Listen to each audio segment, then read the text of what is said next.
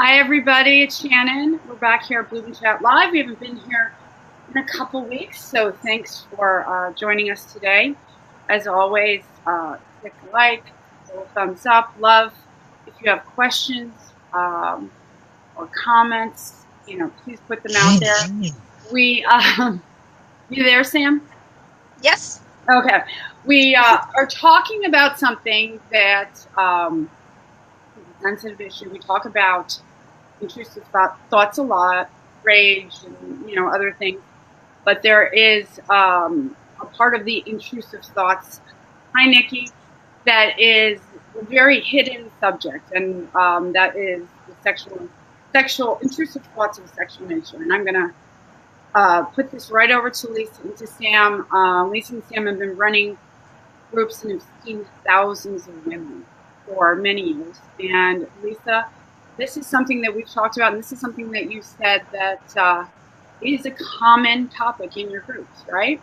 Oh, yeah. It's something that, and it's so funny. And Sam and I have talked through the years because we do the exact same thing. And it is, if there's a stigma, this is like stigma times 2.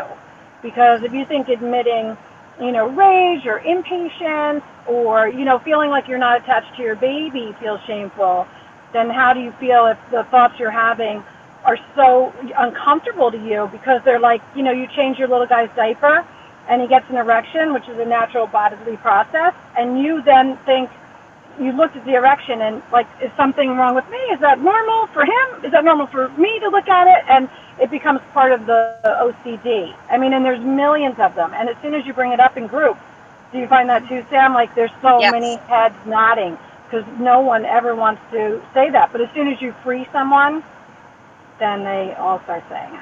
Okay, so, and then let's get into that, because I was going to ask you to leave this started. Intrusive thoughts of a sexual nature. What are, without being super specific, or maybe you need to, we're here to break down the stigma. What is that? So I went through them. My OCD intrusive thoughts kind of wavered. I think it was almost depending on what was on the news at the time, between harm and sexual thoughts. So I was either hurting my baby one way or the other. But I mean, they would range from, it's anything. I know exactly the place I was when they started. We had something happen at our church with somebody who was a mom who I thought was normal and ended up doing something. And so then it triggered me for no good reason. I never had any, sexual assault or anything as a younger person, a child or anything, but something about that I stuck onto and thought, well, she did it. What makes me different? And then, the world exploded there. So it's anything. It's, changing diapers, which you can't get away from. You kind of have to do that all the time. Did I look at it too long? I wiped. Did my hand slip? Did I touch it by accident? Bath time, and this can go on for like, God, potty training when they're always have it out, like all of that. And some people, if you get stuck on it, even other kids, like commercials. Oh my God, did I look too long? Was I looking where I shouldn't have been? To the normal person, like my husband, I would say to him and confess, because that's, part of the OCD thing. I'd say, do you think I look too long? He's like, well, you have to look at it to make sure it's clean. And I'm, oh, okay. But to the normal person, they understand that. To us who get stuck on it with an OCD brain or an anxiety brain, it takes you to a place that doesn't feel so normal. So is this it takes you to a place where you're afraid you're going to molest your child? Is that, I'm putting it out there. This is. Yeah. Or that you feel like something switched in you, like I never had these thoughts before. Why now that I have kids? It must have been something switched. When in all actuality, we know that OCD or, anxiety attacks what's nearest and dearest to us, and it kind of preys on what terrifies us. Well, obviously that would be harm coming to the person you love the most, which would be your child. So harm can be in any way, physical or, sexual, anything that you're terrified of happening. What's the worst thing, though? Somebody else doing it would actually be you doing it. So that's where that comes into play. So, okay, so, and I'll ask you this. So, Lisa and Sam just started this. So, intrusive thoughts of a sexual nature are not different than other intrusive thoughts. Nope. It's just exactly what Sam said, what you focus on. And it is really so individual and so specific. You know, what is your biggest fear at the moment from the news, from Facebook, from a story? Because we're so, what's the word I'm looking for, Sam? Like, we're like sponges. You know, we're so anxious that me hearing Sam say something, then I'm like, I never thought of that. And then it's the elephant in the room. Now I can't stop thinking of what she said her trigger was. And now hers becomes mine, which is why we put that notice up top here. You know, that if you're having intrusive thoughts right now or in a fragile place, don't watch this, because you'll come and get all these. It's a very addictive feeling. Yeah, so my intrusive thoughts were of this, and Sam's were of this, and they can blend and move, but this is so common, and I think we're doing such a service because no one talks about this in the world, and we do in our groups, and it lifts that weight off of mom. And so you say you talk about this in your group, and again, I would think it's extremely difficult for these women you see to even say something like this. But talking it in the group and in general, all intrusive thoughts, how do you stop them? What do you do about it? Oh, yeah, Sam, go ahead. Yeah? Well, you know, I think they're so difficult is because you can't first of all, you can't get away from, like, I had issues with knives and baths. Well, my husband could do baths. I could hide, you know, and pillows in bags, all of those things that you could harm with. I could avoid them. You can't avoid the body parts. You know, they're always there. You can't get rid of them. And there's basic functions that you have to do to take care of your kids. Also, it's not like you can kind of slyly Google search, what if I have thoughts of harming my kids? You are not slyly Google searching, did I look at my son's penis too long? You can't do it. I mean, so I think you can't even get to a point to know that it is okay or common, I guess I should say. But now I must have 3,000 OCD workbooks. All of them, number one, harm and sexual thoughts. So it's completely common, but it's not as if, you know, you can just talk about it to somebody. So just knowing that this is common. So people, because I think the more we talk about it and normalize it, and I think, and we're very lucky, and hopefully we're doing our piece talking about PPD and OCD and anxiety and helping for women to say, okay, yeah, I have this, it's okay. Putting the sexual thoughts, intrusive thoughts as part of normalizing, I think is just as important. But it's uncomfortable. Oh yeah. And that's why doing what we're doing right now, I think, is invaluable, because I think as we talk about stigma, mental health, there's so many layers, and I think this is really the layer that I think a lot of people will be happy to hear and will help them realize, again, you can say something to a safe person, whether it be a support group leader like Sam and I, whether it be online to, you know, a group like us in private message, or to your therapist. They're not going to take your baby away. It's OCD and anxiety. And instead of being afraid I'm going to drive off a bridge, does that make me a winner? I mean, I'm uncomfortable breastfeeding, you know, because breasts are two things. They're sexual and they're also for sustaining life for an infant. How do you jump between those two? And as soon as you start thinking too much, it's what your thing is. Okay, and so let's talk about this, because the sexual thought part is part of intrusive thoughts. It's just, you know, the most uncomfortable one. But intrusive thoughts, okay, and depression and anxiety and OCD, and I know there's a whole bunch there, but ultimately I wanted to talk to you guys and have you explain, this is not something you're doing. This is why is it happening? I mean, this is a chemical thing, right? And maybe you can tell me why it happens. Well, yeah, I think it is chemical, and also it's one of those things, like, you can't get away from those stories in the news. Like, there's always somebody who's harmed their child in some way or another. And so when you're in a fragile state, especially I think when you just, maybe if it's your first child and you don't even know how to deal with something could possibly happen to your child and it's out of your control, I think the right type of brain with, the misfiring that happens, can really latch on to that. And then there's no way, what it is? I think I often say to moms, like, we want black or white. I want somebody to say, nothing is ever going to happen to my baby. That's not, there's a million things that could happen to your baby. And not, all of them are out of your control. So that gray area is what our brain attaches to. Yep. And always say too, and I know we've said this, any intrusive thought is actually a sign, the uncomfortableness you feel from any intrusive thought, knives, bath time, fridges, sexual thoughts, is your brain saying you're okay. The fact that you feel uncomfortable, disgusted, appalled, no matter what level it is, cutting your baby's finger off with a scissor is not lovely. But if that's the thought you obsess on, it's your brain. That's the illness. That's anxiety to an extreme level, a serotonin problem, a chemical change, hormones, lack of sleep, all of it just being a monster. Yeah.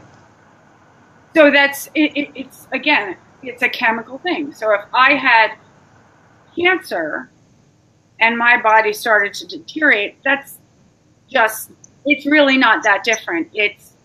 I had a baby, I was pregnant for 9 months, I had a baby.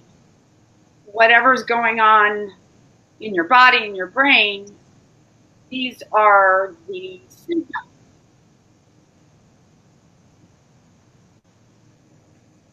Oh, we lost Lisa. Sam, take on over. I know what she's going to say, as I've said it a million times. Yeah, I mean, until you get treatment, it's a spiral down a nasty path. And treatment can be, for many people, even just going to a support group or therapy and just saying it out loud and then not having somebody go, and they're just say, oh, yeah, that's intrusive thoughts. That can lift such a weight. Because like I said, you're not Googling this, I remember I wouldn't Google because my husband at the time was like working in IT, and I'm like, what if somebody saw me Googling it? And then he said, I'm going to take the baby. What your brain does to you when you're at your weakest. But, and there's also great medication that is out there to help you get to a point. It's not going to eliminate the thoughts. It's going to get you to a point where you can breathe and step back and do like techniques to not, ruminate. Right.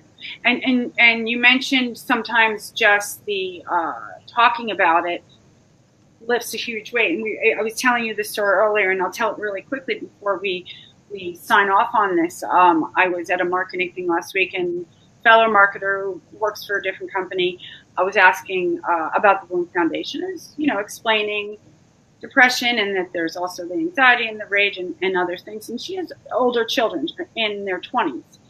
And she said, well, when my youngest was born, I knew I didn't feel right. I was smart enough at one point to say, she goes, I remember handing my baby off to my husband saying, you need to take the baby right now. I don't feel right. But this was 25 years ago. And she said, and I didn't feel right. And we talked about it and then went our separate ways. And she texted me last night and she said, I want to tell you something. I looked at the Bloom Foundation, and after talking to you, I felt a weight lift. And this is 25 years later, because there was a part of me, she said, that always felt like I was a bad mom, or I wasn't meant to be a mom, or I didn't have those maternal instincts, because how could I have felt all these things and had these thoughts after I got what I wanted and all I ever wanted. She goes, and so it had carried with her in a very small way for 25 years. And even just now, she said, I feel freer. And I think it's important to be here to talk about all these uncomfortable things for women who are pregnant, for women who just had children, women who have, toddlers like yourself running around. And then there's women like me who 25 years later, just hearing that you're good, you're okay, you're a good mom makes a big difference. Right, and, yeah. And there's something about, you always, with, intrusive thoughts, but why would I be having them if I didn't really believe them or didn't really think it? They're out of your control when they come. They are in your control how to deal with them. Okay. So it's kind of important So- to keep that so- in mind. So it's chemical.